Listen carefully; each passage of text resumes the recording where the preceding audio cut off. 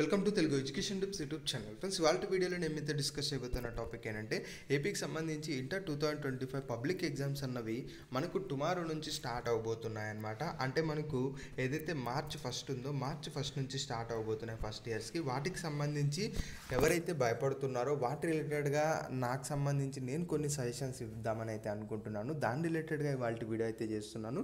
కాబట్టి ఇవాళ వీడియోలో చెప్పే ఇన్ఫర్మేషన్ అనేది డెఫినెట్గా మీకు హెల్ప్ అవుతుందని నేనైతే అనుకుంటున్నాను.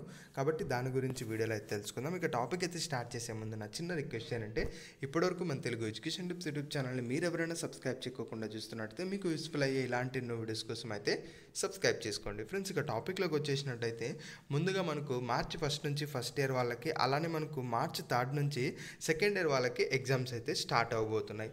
ఇక్కడ ఎగ్జామ్స్ అనగానే చాలామందికి ఏంటంటే అరే ఎగ్జామ్స్ అను భయం అను ఇలా చాలా అయితే వస్తూ ఉంటాయన్నమాట. ఇది కామన్. దీని గురించి ఒక్కొక్కరి పర్స్పెక్టివ్లో ఒక్కొక్క విధంగా ఉంటుంది. అంటే కొద్దిమంది ఎగ్జామ్స్ అని పెద్దగా పట్టించుకోరు, లైట్ తీసుకుంటారు. అలాంటి వాళ్ళు క్యాజువల్గా ఉంటారు. కొంచెం డీప్గా ఇన్వాల్వ్ అయిపోయి వాళ్ళు కొంచెం భయపడుతూ అయితే ఉంటారనమాట. ఇప్పుడు మనం ఎలాంటి మైండ్ సెట్తో ఉండాలి, దీనివల్ల నెక్స్ట్ ఎదురయ్యేవి ఏంటి అవి ఒకసారి మనం అయితే గమనిద్దాం. ఫ్రెండ్స్, ఒకటి గుర్తుపెట్టుకోండి, మీరు ఎగ్జామ్స్ ఏదన్నా రాయండి, ఎవ్వరూ కూడా అంటే మనకి ఏదైతే కరెక్షన్ జరుగుతుందో అంటే వాల్యుయేషన్ జరుగుతుందో అక్కడ ఎవ్వరూ కూడా ఖచ్చితంగా ఈ క్యాండిడేట్ని ఫెయిల్ చేయాలి అనే ఉద్దేశంతో ఎవ్వరూ కూడా కరెక్షన్ అయితే చేయరు. కాబట్టి ఎప్పుడైతే మనకు వాళ్ళకి అసలు మార్క్స్ ఇవ్వడానికి అందులో మనకి ఎక్కడ స్కోప్ లేదు అనిపించిందో అప్పుడు మాత్రమే మీరు ఫెయిల్ అవ్వడం అయితే జరుగుతుంది. లేదు అంటే మాత్రం ఖచ్చితంగా ప్రతి ఒక్కరూ కూడా పాస్ అవ్వడం అయితే జరుగుతుంది. ఇక్కడ ఫస్ట్ పాస్ అవ్వడానికి మీరు ఏం చేసుకోవాలి, తర్వాత ఎక్కువ స్కోర్ తెచ్చుకోవడానికి ఏం తెచ్చుకోవాలి. ఆల్రెడీ ఎవరైతే మేము పాస్ అవ్వగలమనే కాన్ఫిడెన్స్ ఉంటుందో వాళ్ళు ఆటోమేటిక్గా ఎక్కువ స్కోర్కి ఏం చేస్తారో అందులో తప్పు అయితే లేదు. ఆ తర్వాత ఎవరైతే మనకు ఫెయిల్ అవుతామో అని ఇలా డౌట్లో ఎవరైతే ఉన్నారో వాళ్ళు ముందు పాస్ అవ్వడానికి మీరు ట్రై అయితే చేయాలి. ఆ తర్వాతే మీరు నెక్స్ట్ స్కోర్ ఏదైతే ఎక్కువ తెచ్చుకోవాలని ఉంటుందో దానికైతే ట్రై చేస్తే బెటర్ అని నా ఒపీనియన్. ఇక్కడ గమనించినట్టయితే మనకు పేపర్ కరెక్షన్ ఏదైతే ఉంటుందో అందులో ఎవ్వరూ కూడా మిమ్మల్ని ఫెయిల్ చేయాలి అన్న ఉద్దేశంతో కరెక్షన్ అయితే చేయరు. బట్ మీకేంటంటే అక్కడ మీకు మార్క్స్ వేయడానికి అక్కడ స్కోప్ అనేది మీరు ఇవ్వాల్సి ఉంటుంది.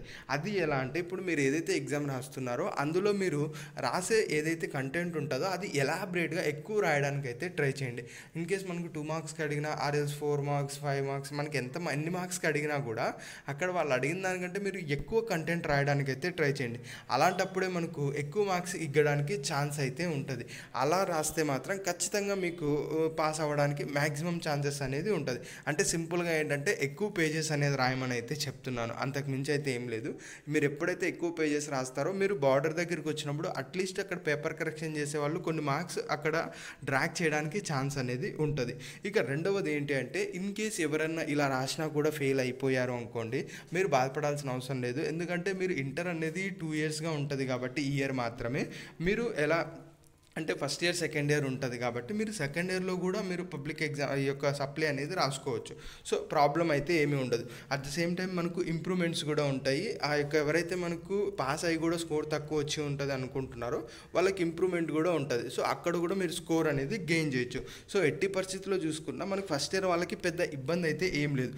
ఎందుకంటే మనకు మ్యాథమెటిక్స్ కావచ్చు, అంటే మనకు 1A కావచ్చు 1B కావచ్చు, అక్కడ కొంచెం ఫస్ట్లోనే చేస్తుంటారు కాబట్టి స్కోరింగ్ అనేది కొంచెం డిఫరెన్స్ ఉంటుంది. ఐ మీన్ ఎక్కువ స్కోర్ అనేది చేయలేకపోవచ్చు ఇన్ని సబ్జెక్ట్స్ ఉన్నప్పుడు. బట్ స్కోర్ తక్కువ ఉన్నా పర్వాలేదు, నెక్స్ట్ మీకు ఇంప్రూవ్మెంట్స్ ఉంటుంది కాబట్టి ఆ పర్టికులర్ సబ్జెక్ట్ మీరు ఇంప్రూవ్మెంట్ కట్టేసి అక్కడ మీరు ఎక్కువ స్కోర్ తెచ్చుకోవడానికి కూడా ట్రై అయితే చేయొచ్చు. కాబట్టి ఏంటంటే ఇలా ఎవరైతే ఇట్లా తక్కువ మార్క్స్ వస్తాయనో, లేదంటే మనకు ఎక్కువ సబ్జెక్ట్స్లు ఉన్నాయి చదవలేమనో, లేదంటే ఫెయిల్ అవుతామనో ఇలా డౌట్స్ ఉన్న వాళ్ళు దయచేసి దాని గురించి భయపడాల్సిన అవసరం అయితే లేదు.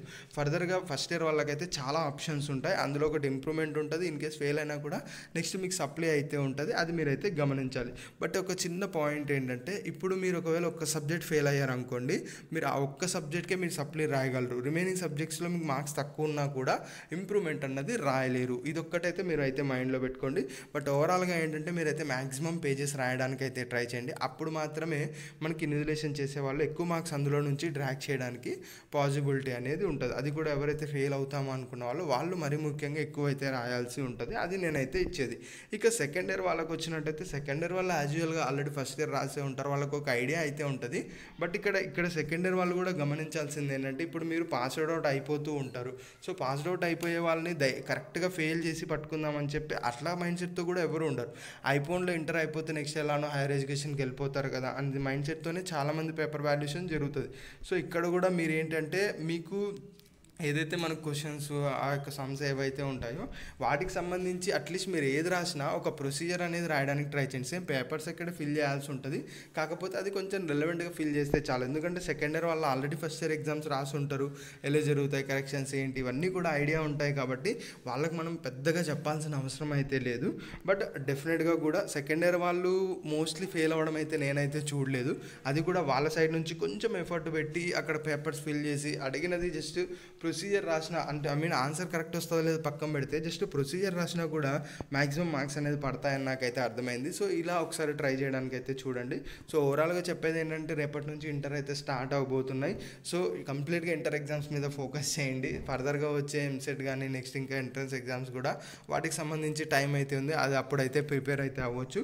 బట్ కంప్లీట్గా దీనిపై అయితే ఫోకస్ అయితే చేయండి. ఫోకస్ చేస్తే మాత్రం ఖచ్చితంగా మంచి మార్క్స్ అయితే రావడం జరుగుతాయి. సో అందరికీ కూడా ఆల్ ద బెస్ట్ అయితే తెలుగు ఎడ్యుకేషన్ టిప్స్ తరపు నుంచి అయితే చెప్తున్నాను. Thanks friends. ఇది ఫ్రెండ్స్ మనం వీడియోలో అయితే తెలుసుకున్నది. వీడియో నచ్చినట్టయితే లైక్ చేయండి. మరి ముఖ్యంగా మన తెలుగు ఎడ్యుకేషన్ టిప్స్ యూట్యూబ్ ఛానల్ని మీరు ఎవరైనా సబ్స్క్రైబ్ చేయకుండా చూస్తున్నట్టయితే మీకు యూస్ఫుల్ అయ్యే ఇలాంటి ఎన్నో వీడియోస్ కోసం అయితే సబ్స్క్రైబ్ చేసుకోండి.